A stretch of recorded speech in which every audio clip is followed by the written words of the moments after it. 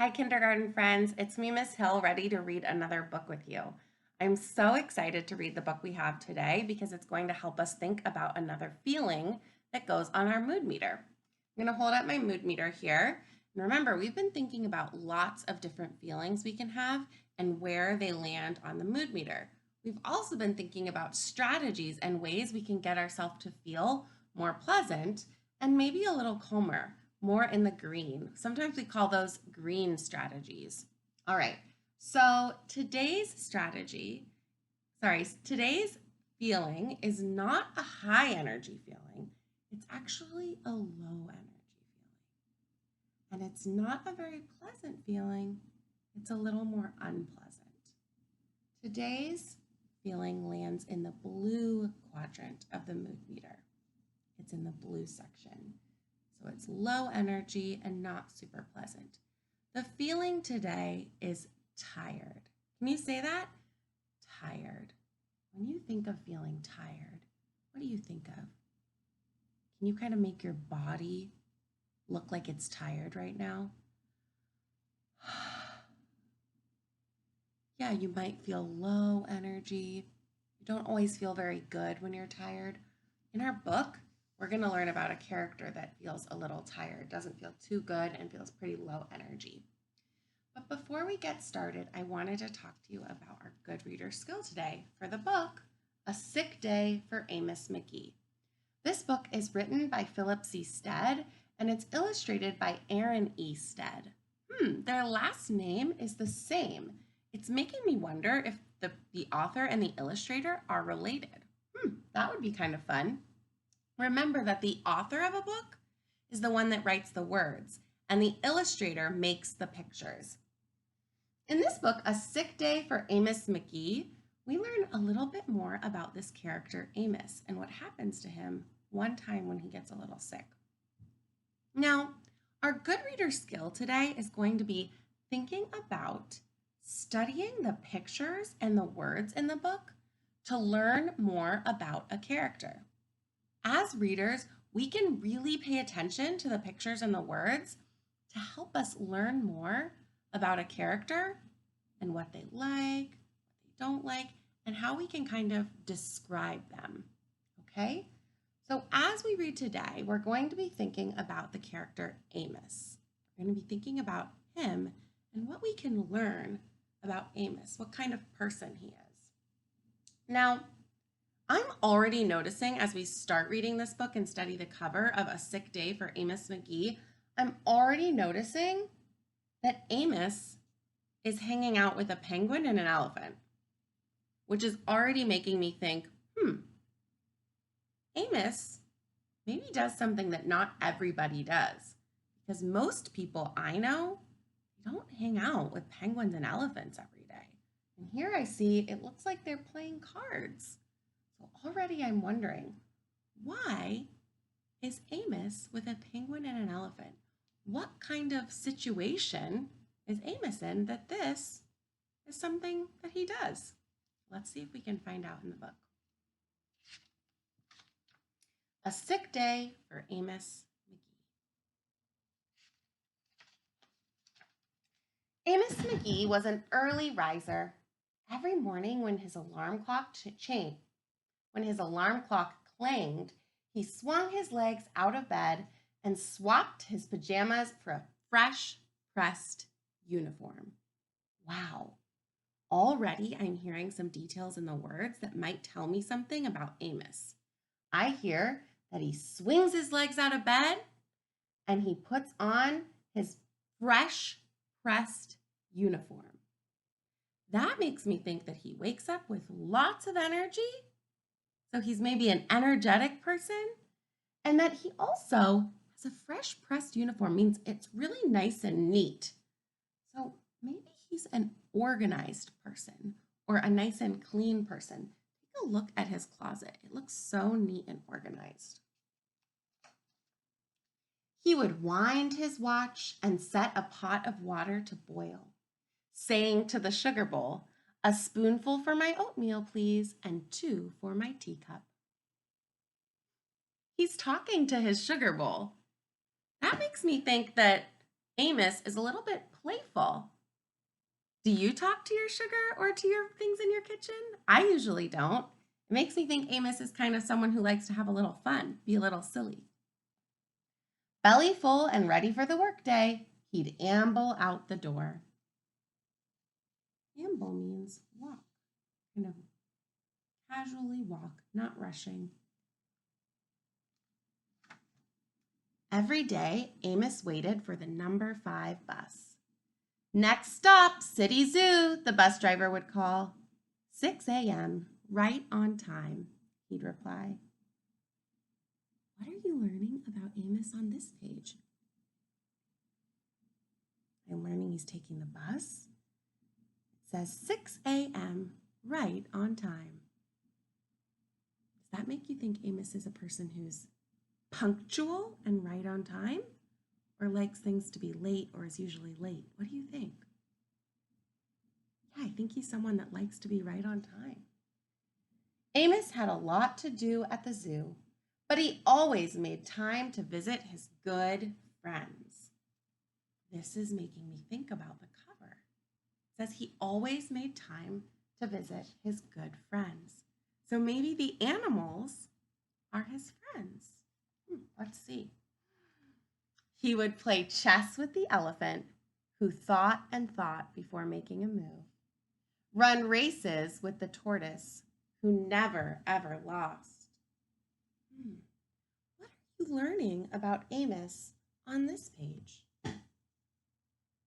He's going to work at the zoo, but he's taking time every day to spend some time with these animals, to really hang out with them. What are you learning about him? He's really kind, yeah?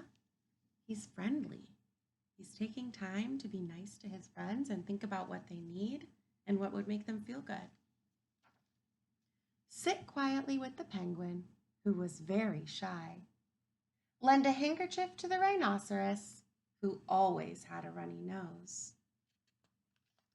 And at sunset read stories to the owl, who was afraid of the dark.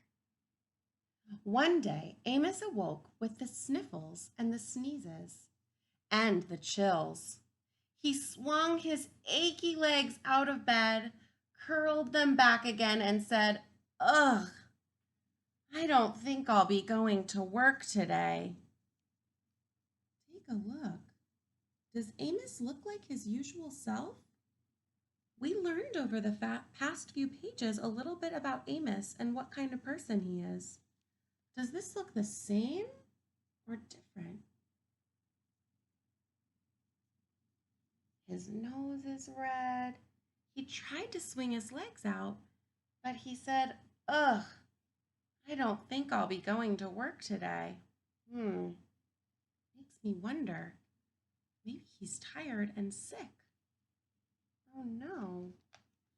Meanwhile, at the zoo, the animals waited for their friend.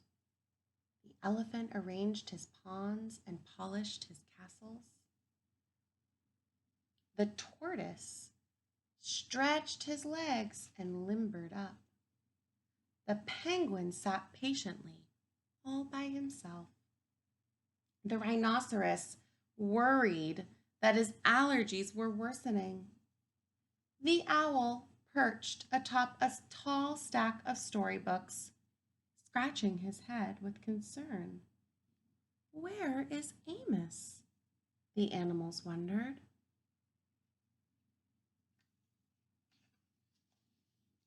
Later that day, what do you notice?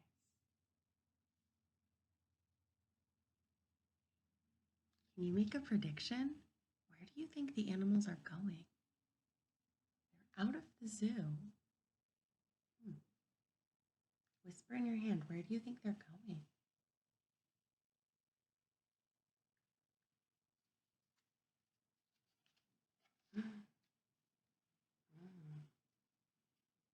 Still wondering.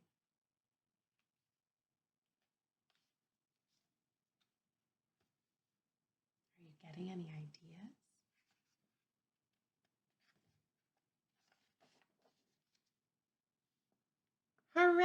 Yay! My good friends are here. Wow, they went to see Amos. Did you have a correct prediction? Did you think they were going to see Amos? The elephant prepared a game of chess. Amos thought and thought before making a move.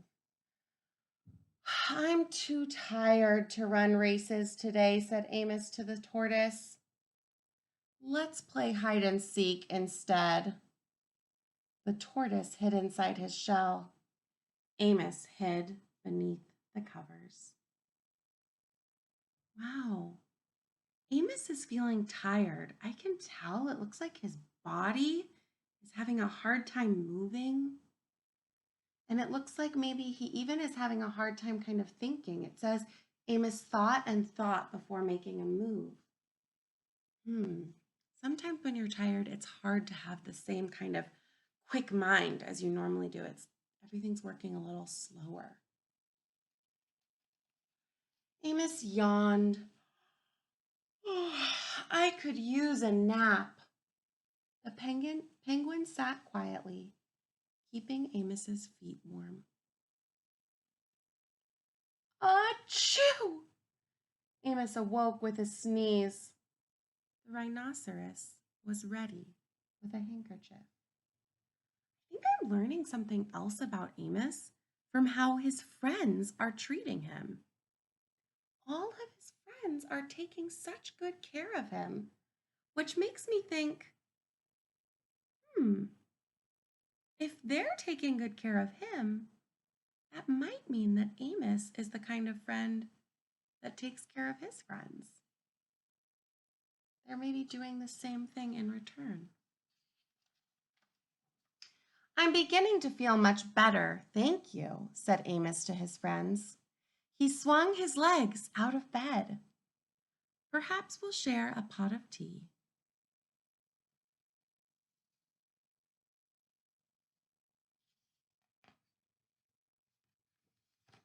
Amos wound his alarm clock. It's getting late, he said. After all, we have a morning bus to catch. So Amos said good night to the elephant, and good night to the tortoise, and good night to the penguin, and good night to the rhinoceros, and good night to the owl, who, knowing that Amos was afraid of the dark, read a story aloud before turning out the light.